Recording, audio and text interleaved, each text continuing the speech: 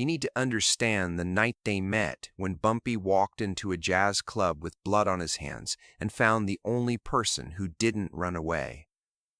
The sound of a revolver being cocked, Bumpy Johnson knew it like his own heartbeat.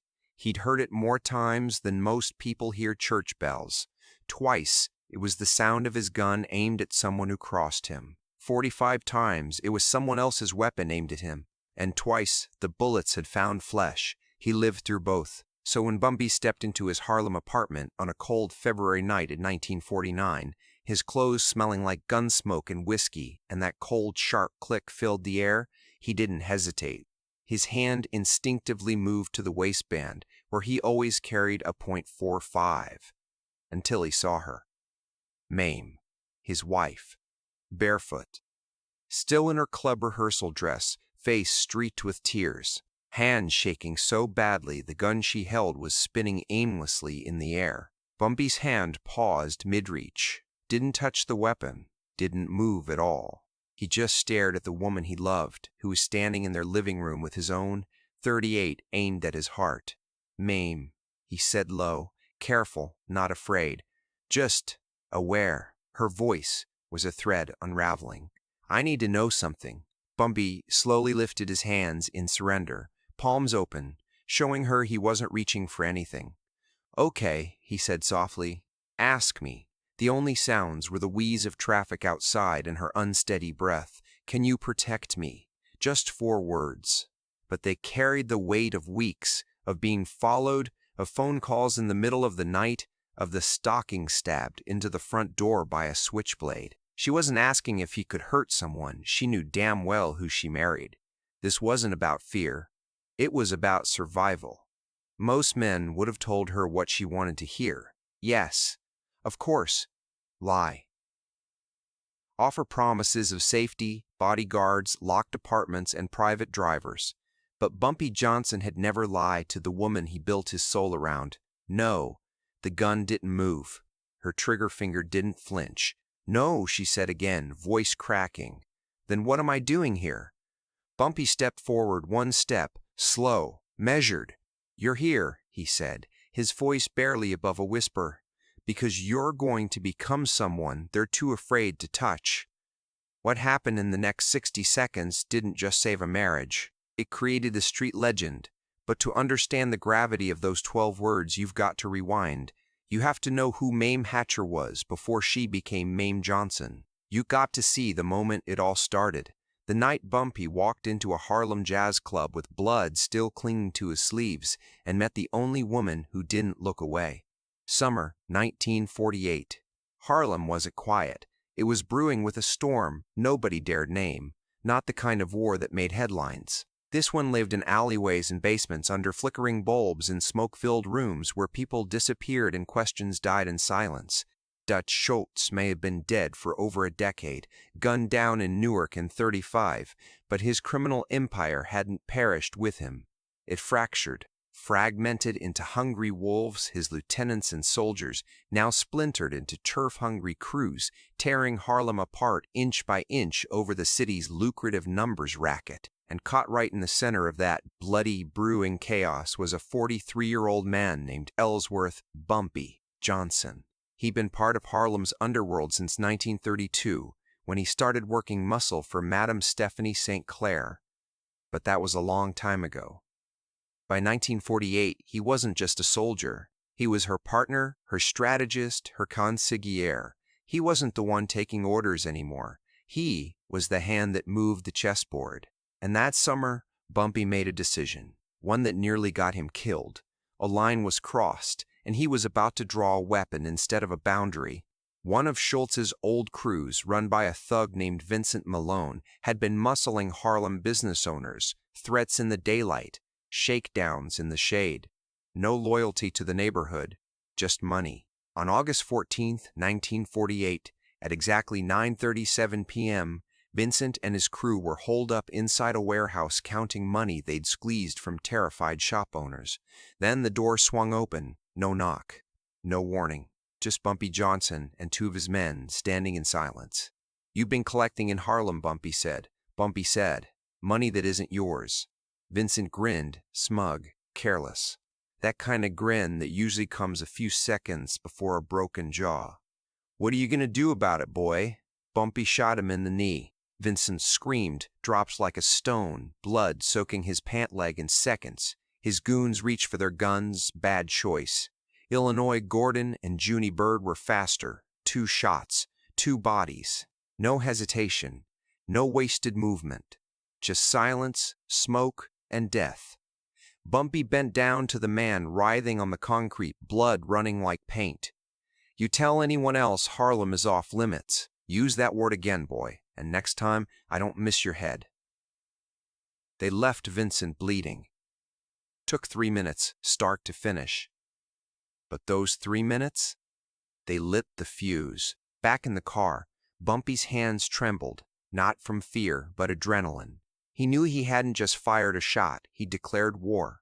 A war Harlem hadn't seen since the Schultz-St. Clair battles. And what did he do next?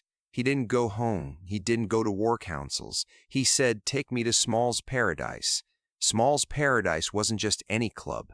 It was the beating heart of Harlem. Duke Ellington had played there. Billie Holiday had set the walls on fire with grief and beauty. The elite came there to breathe, if only for the length of a set. Bumpy walked in at 10:47 p.m., still wearing the same clothes from the warehouse, still reeking of blood, smoke, and silence. The place was packed, 100 people draped in their Sunday finest, glasses glittering under dim lights, the dull warmth of jazz filling the air. He took a table in the back, ordered a bourbon, and then he heard her. A voice, low, velvet, raw, singing Strange Fruit. Not just a song, a wound reopened. It was billboard silence. A song about lynchings, a song about bodies and branches, about pain no beat could soften. Bumpy looked up. She was young, maybe 24, black dress, no diamonds, only red lipstick that curved like menace and mourning. She sang with her whole soul clenched in her fists, gripping the mic stand like it was the last thing tethering her to the earth. In that moment, Bumpy forgot the war, forgot Vincent, forgot everything. He just listened. When the final note lingered in the air like a spirit too heavy to leave, the club erupted in applause. She opened her eyes, took a graceful bow, and slipped off stage as if she hadn't just tore open every heart in the room. Bumpy didn't move for a full minute. Then he downed his bourbon and walked toward the bar. She was standing there already, nursing some kind of clear liquor, calm as rain. "You've been staring all night," she said without turning. No accusation, just observation, like someone who'd seen enough of the world to tell the difference. Bumpy allowed a slight smile. Hard not to. She finally glanced over, eyes sharp, curious, dangerous. Lingered on the edge of his collar where a small stain, barely dried, betrayed that he hadn't come from somewhere peaceful. "You're trouble," she said. "Probably," Bumpy replied. "And you came to a jazz club looking like you just walked out of a war." "I did." Any sane woman would have turned and walked away. But she didn't. Instead, she held his gaze with eyes that had clearly watched too much of the world to scare easily. "So why should I waste time talking to someone like you?" He answered slowly. "Because everyone else here is pretending. I'm not." He gestured around them. "All the men offering you drinks, asking you your name, they're all lying about who they are. I'm not lying. I'm exactly what I look like. A man fresh out of violence, standing here because your voice made me forget being angry for the first time in 3 years." She stared at him, studied him like she was reading sheet music for hidden notes. "And what did my voice make you feel?" His answer came without flinching. "Human." She gave the smallest smile, a tremor of something real, raw, and flickering. "I'm Mayme," she said. "Bumpy. I know who you are." She didn't flinch. She didn't take a step back. Instead, she sipped her drink with the calm grace of someone who'd met devils before and knew how to dance around them. "I'm from North Carolina," she said next. "Greensboro. I watched the Klan burn down a neighbor's house when I was 12. Stood there with my mother while they laughed on horseback." She looked him square in the eyes. "I've seen worse than blood stains." Bumpy stared back, not with fear or pity, but wonder. Then let me buy you one drink. One, she said. That's how long you have to prove you're worth my time. 2 hours passed. She spoke of Greensboro, of the hatred that smoked to her childhood, of coming to New York with nothing but her voice and a spine carved from granite. He told her about Harlem, the numbers game. Madame St. Clair. The years of fighting for territory and survival. At 1 a.m., he walked her home. I'd like to see you again, he said. She paused at her door. You're dangerous. Everyone says so. They're right. So why would I stay near you? Because I won't lie to you. His voice was low, honest. I won't sell you a pretty version of me that doesn't exist. In Harlem, that's rarer than diamonds. She nodded. Slowly. I'm singing again tomorrow, 9 o'clock. Bumpy started showing up at Small's Paradise every single night. It didn't take long. By October 1948, they were inseparable. By December, Mayme had moved into his apartment on West 139th Street, and by January 1949, every hustler and mobster in New York knew one thing. Bumpy Johnson had a weakness, and her name was Mayme Hatcher. The danger didn't come from the unknown. It came from someone Bumpy already knew. It came from family. Vincent Malone's younger brother Michael had been watching from the shadows. When Bumpy shattered Vincent's knee that August night, he did more than cripple him. He left him bitter, broken, breathing only through vengeance. Michael never let it go, and now he had a new target, the woman who had made Bumpy vulnerable. January 15, 1949.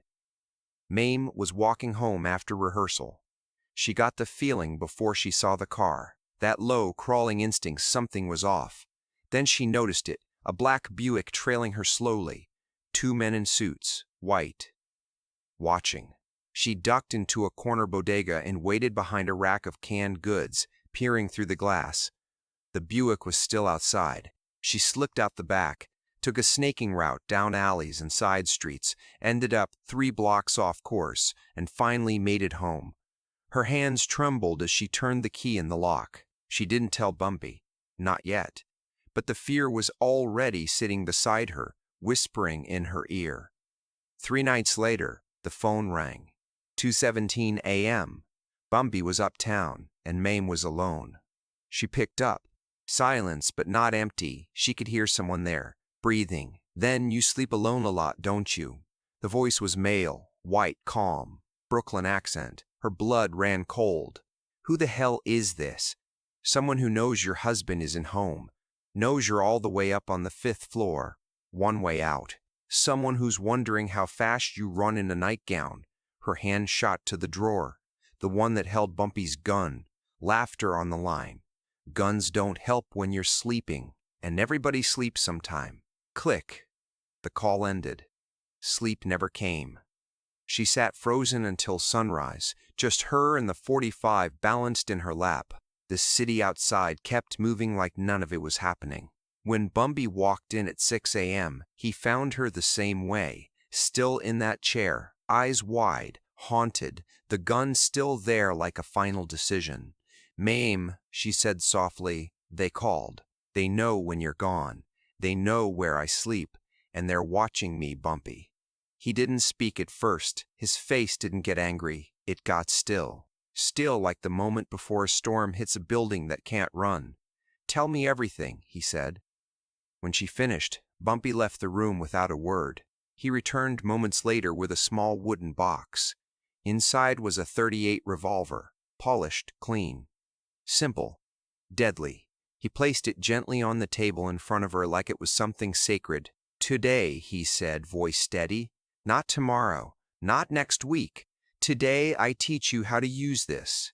That afternoon, he led her to the basement of Small's Paradise. The club's owner owed Bumpy favors. He didn't ask questions. He handed over the space. Bumpy lined up glass bottles on the shelf along the far wall. He handed Mayme the .38. Hold it like this. 2 hands, firm grip. Don't lock your elbows. Her hands kept shaking. I can't do this, she whispered. Yes, you can. I'm a singer, Bumpy. I'm not like you. He stepped behind her, steadying her grip. You're exactly like me, he said quietly. You survived the Klan, moved to a city that tried to swallow you, built a career in rooms full of men who doubted your worth. That's harder than pulling a trigger. You've already proved you're stronger than most of them. Now, I'll just show you how to prove it louder. For the next 3 hours, they practiced. Mayme missed more than she hit, cursed under her breath, doubted herself. But by the end of the session, she could smash 4 out of 5 bottles with just 2 seconds to aim, 15 feet away. And she wasn't trembling anymore, because now something familiar was blooming in her. That backbone, that grit, that fire she'd stoked since Greensboro. Now it had a voice, and her hands knew how to use it. Over the following 2 weeks, Bumpy made calls, quiet, precise ones. He knocked on doors in Brooklyn and the Bronx. He pulled on threads, and eventually all those threats traced back to Michael Malone. So Bumpy sent Michael a message. On February 10th, 3 businesses went up in flames, 1 in each borough, the Bronx, Queens, Brooklyn. No one was inside. Bumpy wasn't careless, but the message left behind wasn't about fire, it was about control, and control had just changed hands. The very next day, Michael Malone asked for a meeting, face to face. They sat across from each other in a grimy Bronx diner, decades of bad blood between them. You burned my operations, Michael said. You threatened my wife, Bumpy replied. Calm, Michael sneered. She's not even your wife yet. She will be. And if your men so much as brush her coat again, I'll turn every inch of your world into rubble. Michael stared at him, trying to read the threat behind the words. Then he laughed, a cold, joyless laugh. You really think Harlem makes you untouchable? I don't think, Michael, Bumpy said. I know. Michael Malone didn't back off. He tried to pretend he'd won the conversation, even as Bumpy turned his back and walked out. This isn't over, Johnson, he called after him. Bumpy didn't even flinch. Yes, it is, he said. You just don't know it yet. Michael made 3 more moves, all of them desperate. In March, he sent men to firebomb one of Bumpy's policy banks. But Bumpy's crew was ready. They were waiting in the shadows. The attackers were beaten unconscious before they could light a single wick. In April, Michael slipped bribe money to a few dirty cops on Bumpy's payroll. It backfired. The cops took his cash and took the info straight to Bumpy. And in May, Michael got bold. He put out a $10,000 bounty on Bumpy Johnson's head. The bounty lasted 14 hours, not because someone killed Bumpy, because someone told him exactly where Michael was sleeping. Bumpy found him in a cold warehouse in Queens, alone, calculating the ruins of his ambition. He didn't shoot him. Instead, he broke both legs with a baseball bat. The sound echoed like thunder. You're finished, Bumpy said, standing over him. Leave New York, or end up like your brother. Michael left 3 days later, dragging his way down to Miami with a shattered ego and 2 new enemies he'd never dare speak of again, Bumpy Johnson and Mayme Hatcher. But just because Michael was gone didn't mean the ghosts disappeared. Threats don't vanish, they change shape. On January 22, 1949, Mayme came home from rehearsal and found something waiting. Pinned to their apartment door with a silver switchblade was one of her silk performance stockings. No note, no signature, no blood. Just a silent promise. We can be here any time we want. That night, she didn't cry. She didn't curl up and hope Bumpy walked in and made it all disappear. She went to the bedroom, opened the drawer, took out Bumpy's .38 revolver, the one he gave her that day in the basement of Small's. Then she went to the living room, set the chair to face the apartment door, and waited. The city kept humming. Time didn't stop. Neither did her will. Because now, Mayme wasn't just scared. Now, she was ready. At exactly 11:43 p.m., Bumpy walked in. He saw her instantly, the gun in her lap. Her eyes rimmed red, but clear. And in that moment, he knew this was the fulcrum. Everything tilted now, toward survival or collapse. Mayme, he said. She didn't answer. Just raised the gun, pointed at his chest. The steel in her hand didn't shake. His hand froze halfway to his own weapon. "Talk to me," he said. Her voice was almost a whisper. "I need to know something." "Okay, can you protect me?" The air turned hard.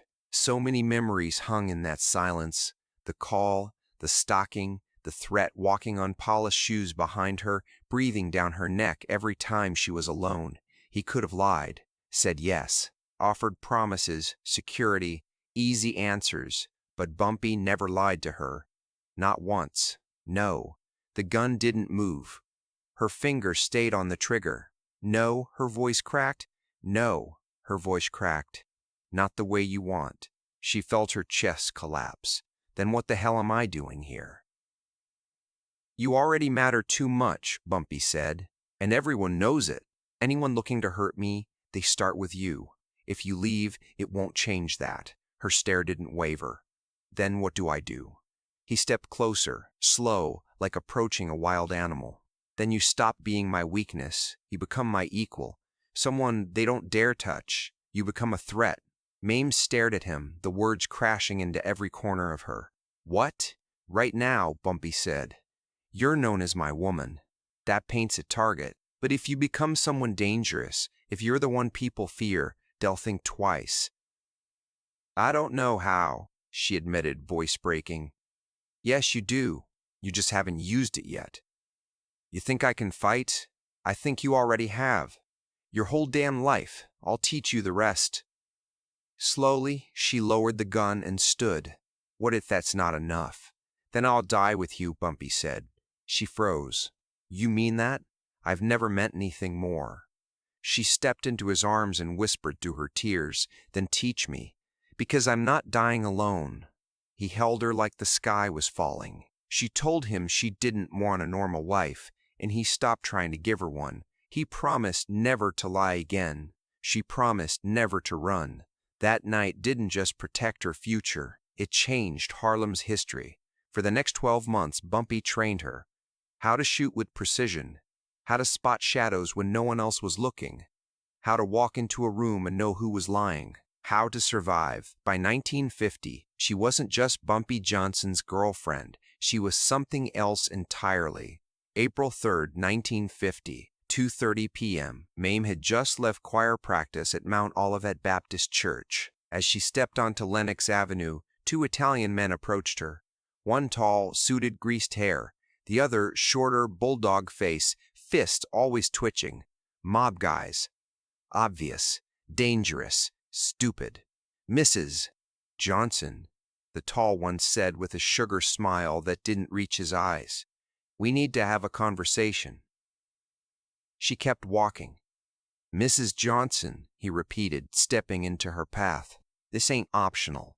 The short one moved behind her, closing the space. She was boxed in. Middle of the street, no one watching. Too much sunlight. Too little safety. "What do you want?" she asked, voice unmoved. "Just to talk. About your husband." "I'm not going anywhere with you," she said. The tall one's smile faded. "You don't have a choice." The shorter guy laid his hand on her shoulder. Careful, firm, controlling. "Take your hand off me," she said. "Or what?" said the tall one, stepping in. "You gonna scream? Ain't nobody helping you out here." He was right. People passed, heads down, eyes elsewhere. No one reading the danger. The bulldog's grip tightened. "Let's not do this the hard way." She reached into her purse. The tall one noticed. His hand twitched toward his waistband.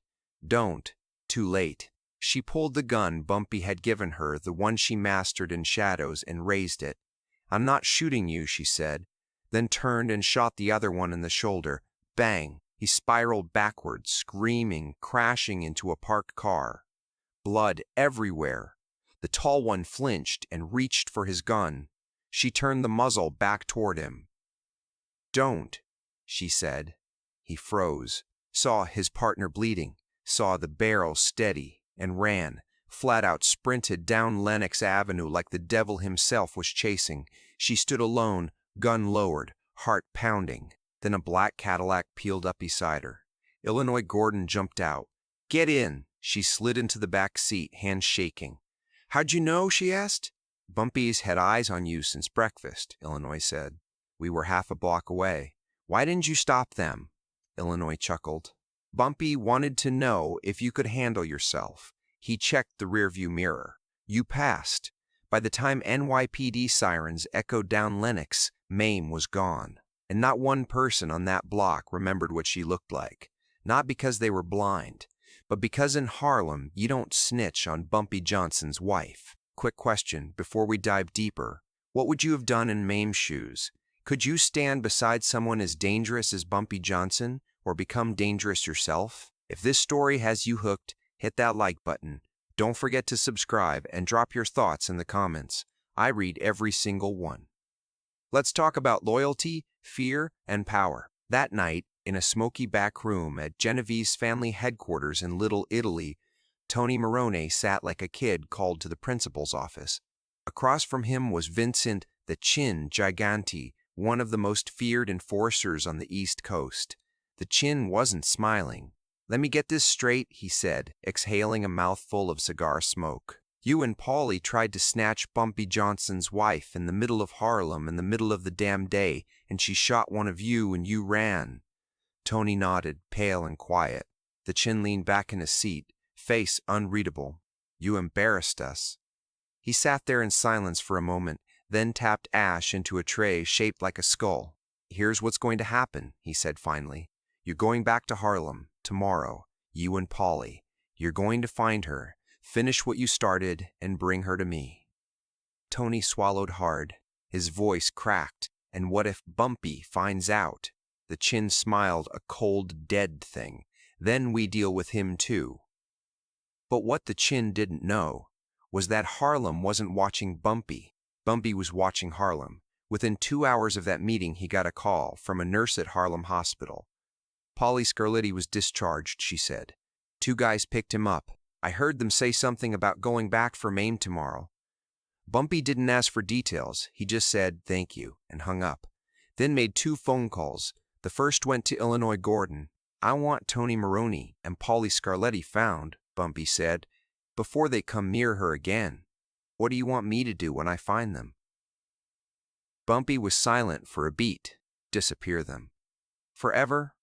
No, not forever. 3 days, then drop them at the Jersey line. I want 'em alive, but never the same. Less than 12 hours later, both men were ghosts. Illinois didn't use bullets. He preferred something messier. He found them at a greasy diner in the Bronx, drubbed their coffee so smooth they never tasted it go bitter. When Tony and Paulie woke up, they weren't in Harlem, or Brooklyn, or even above ground. They were tied to chairs in a lightless warehouse, hands bound, throats dry, and Illinois Gordon was standing in front of them holding a baseball bat and smiling. No one knows exactly what happened over those next 72 hours, but the people down the street said they heard screaming. Long, drawn-out animal screaming. It shook the windows, gave night workers nightmares. On the 4th day, a truck was spotted pulling over near the New Jersey border. When the back doors opened, Tony and Paulie were pushed out alive, barely. Their faces were black swelled and purple, arms in makeshift slings, ribs possibly broken. One of them was still sobbing. They couldn't walk straight, couldn't speak without stuttering, but their hearts were still beating. Askest, because Bumpy wanted them to speak. He wanted them to tell the Genovese exactly what happens when you hurt what he loves. They did. They limped back to the city like shadows, and when the Chin saw what was left of them, he didn't speak, didn't yell. He just laughed. You got beat down by a colored man and came crawling back here for pity? He spat on the floor. Get out. You're no use to this family anymore. Tony and Paulie didn't argue. They packed what was left of their pride, caught a bus to Boston, and never again let the name Bumpy Johnson pass through their lips. The story didn't just spread, it exploded. A woman, Bumpy Johnson's wife, pulled a gun on 2 made men in the middle of Harlem, shot one.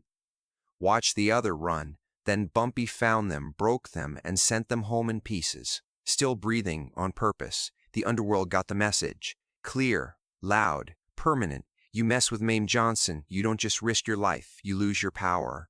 2 weeks later, a message arrived. Not a threat, a request. For a sit-down.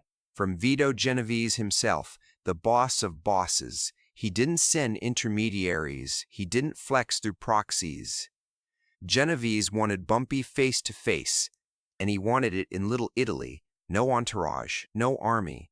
Bumpy walked into the restaurant alone, suit pressed, eyes cold, pulse calm. Vito Genovese was at the back table, flanked by 2 statues in black suits and stone faces. "You've got nerve, Johnson," Genovese said. Bumpy slid into the seat across from him. "You asked for a meeting," he said. "So here I am." Vito studied him, looked at his hands, scarred knuckles. Calm posture.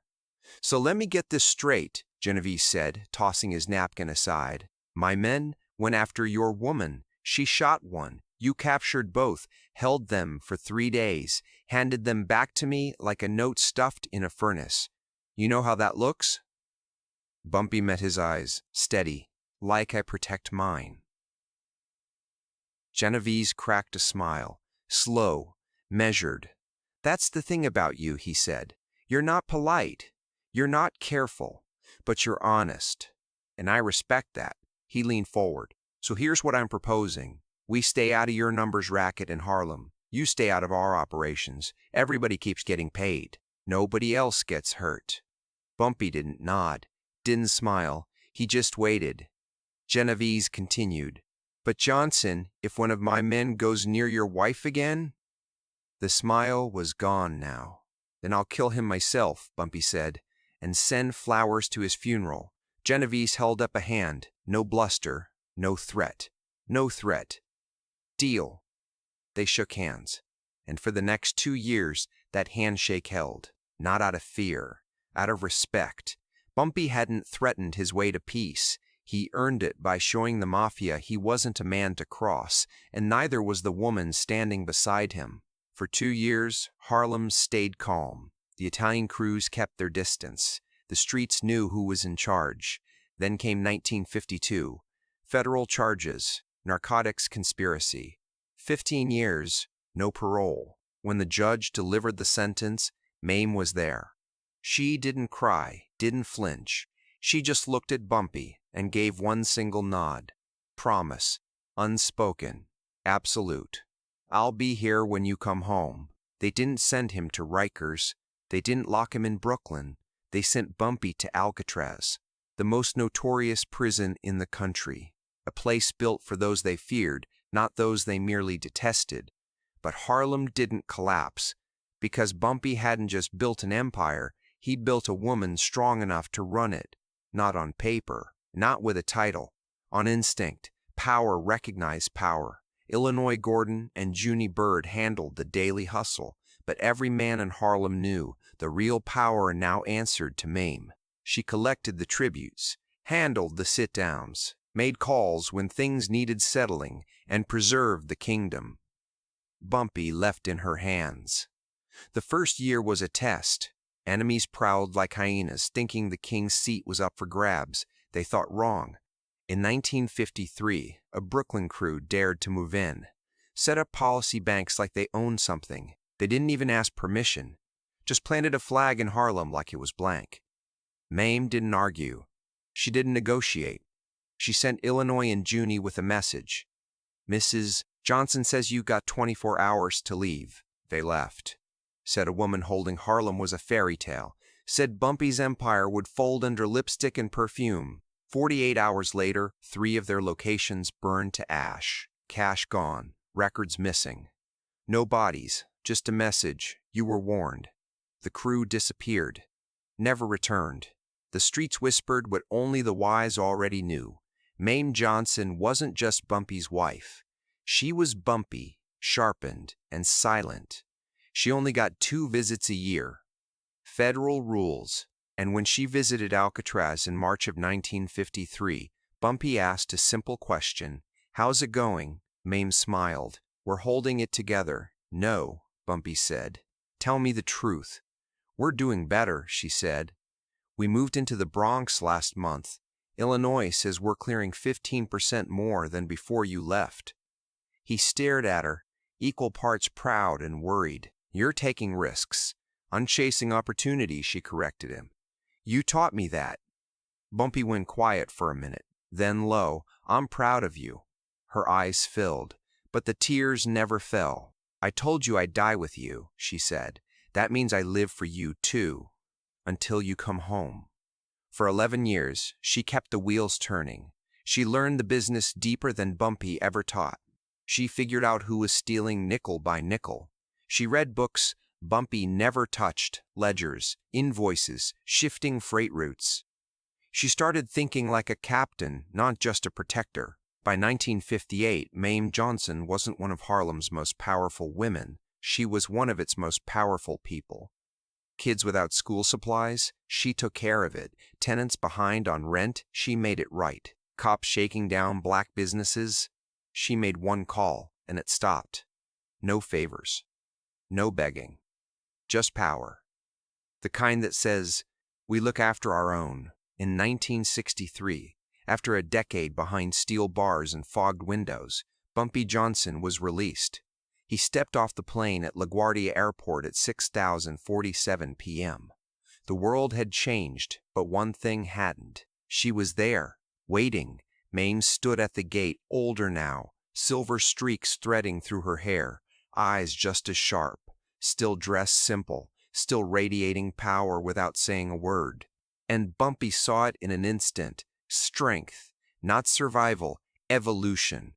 Did you hold it together? He asked as he reached her.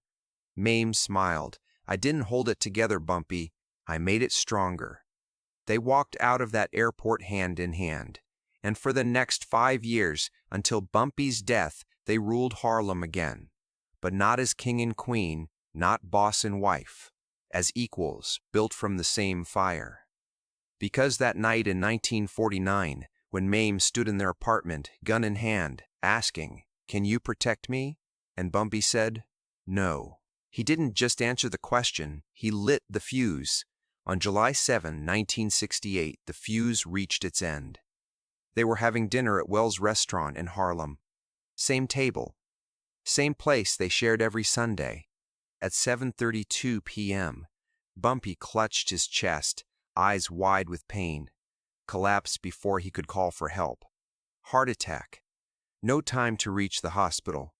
Bumpy Johnson was gone at 62. The funeral stopped Harlem cold. Over 10,000 showed up to say goodbye. Black cars lined the streets, people packed together, shoulder to shoulder. Some came to mourn a king, others to respect a man who never forgot his streets. And Mayme? She didn't cry. She stood there in black, accepting condolences with a nod. Not out of coldness, out of strength. She had already prepared for this day. She had been preparing since the moment she raised a gun at the man she loved and asked him to tell the truth, and he did. Mayme Johnson lived 41 more years. She never remarried. She never left Harlem, didn't flinch when time marched on, didn't chase legacy. She had already become one. She wasn't remembered as the wife of a gangster. She was remembered as a woman who ran Harlem, a woman who stood alone, a woman who pulled a trigger on fear, a woman who survived 41 years without the man she loved. It all came full circle in 2008, when Mayme was 93 years old. A young journalist sat across from her in a modest Harlem apartment, notebook in hand, eyes wide. What was it like, he asked, being married to Bumpy Johnson? Mayme smiled, not wistful, not weak, strong, knowing. He never lied to me. Her voice was quiet, controlled. That night, when I had the gun aimed right at his chest and I asked if he could protect me, and he said, no, that was the moment I knew he was the only man worth dying for. Because he was the only one who told the truth, even when it was terrifying. The reporter hesitated. Did you ever use that gun again? She laughed softly. The sound of steel wrapped in silk. No, she said, I never had to. Word spread. After that day, after that question, after that shot on Lenox Avenue, nobody touched me. Not once. But you want to know the real test? The real measure? It wasn't the mob, she said. It was those 11 years Bumpy spent in Alcatraz. 11 years I ran Harlem by myself, and when he came home, he didn't find a woman picking up the pieces. He found a partner. Mayme passed away in 2009, at the age of 94. Her funeral wasn't as crowded as Bumpy's, but the people who came weren't there out of fear. They came because Mayme Johnson had become a legend, not by marriage, by might. She was the woman who shot a mobster in broad daylight and vanished. The woman who ran an empire when the king was behind bars. The woman who never remarried, because no one else could touch what she already had. A woman who didn't wait to be protected. She learned to protect herself and never look back. It all started with a question. Can you protect me? No. But I'll teach you how to protect yourself. That's the story history won't tell you. The story of how a woman became legend, not with a crown, but with a question, with honesty, with nerve. The story of how Bumpy Johnson saved the woman he loved by telling her the one thing most men would have lied about. The story of how honesty became the deadliest weapon in Harlem. The story of the night Mayme Johnson held a gun to Bumpy's chest and became a legend herself. Stories like this don't just belong to history books, they belong to us. Mayme Johnson wasn't just Bumpy's partner. She was proof that power comes in many forms. Sometimes it wears red lipstick and carries silence like a shield. If this story moved you, hit that like button. Subscribe for more untold legends that history left in the shadows. Now tell me in the comments, had you ever loved someone enough to become your own protector? Let's talk.